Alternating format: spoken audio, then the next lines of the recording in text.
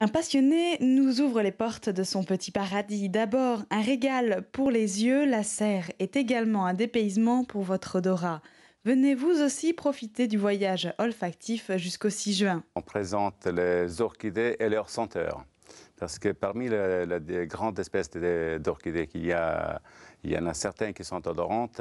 Et donc, voilà, nous profitons de cette occasion qu'il y en ait quand même beaucoup à cette époque pour les présenter, pour les faire découvrir un petit peu au public.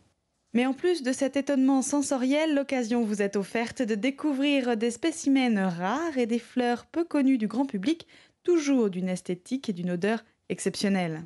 Finalement, l'orchidée, elle passe toujours pour être une plante impossible à cultiver, une fleur fragile, et donc pour être des fleurs qui ne sentent pas. Au contraire, il y en a beaucoup qui sont odorantes. Il y en a qui sentent la vanille, il y en a qui sentent le chocolat, il y en a qui sentent la réglisse, il y a plein d'odeurs.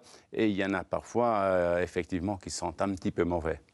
Mais l'événement n'est pas unique puisque ensuite, du 16 au 26 juin, auront lieu des journées rempotage pour vos orchidées. Toujours à la serre, vous pourrez apprendre l'importance de ce procédé et même faire rempoter jusqu'à 5 fleurs gratuites par foyer. Pourquoi on fait ces journées-là? Parce qu'on s'est aperçu qu'il y a beaucoup de gens qui ont quelques plantes à la maison. Et puis souvent, les plantes, elles fleurissent régulièrement. D'accord, on ne s'en occupe pas plus que ça. Il faut savoir qu'elles demandent quand même à être rempotées. Une plante, il faut la rempoter lorsqu'elle est en parfait état. Souvent, il y a des gens qui viennent, ils amènent les plantes un petit peu en déclin, hein.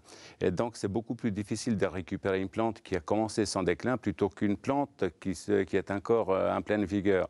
Et c'est pour ça qu'on propose donc une semaine au service des plantes aux clients, et de façon à ce qu'ils puissent les amener, voir un petit peu diagnostiquer si ce sont des plantes qui ont besoin d'être rempotées ou pas. Et en fonction de ça, celles qui ont besoin d'être rempotées, on peut les rempoter. Donc il y en aura 5 qui sont rempotées gratuitement pour chaque foyer quand même. Alors pour que vos fleurs puissent affronter l'été en toute sérénité, n'hésitez pas à les envoyer chez le docteur des fleurs à Grésy-Suin.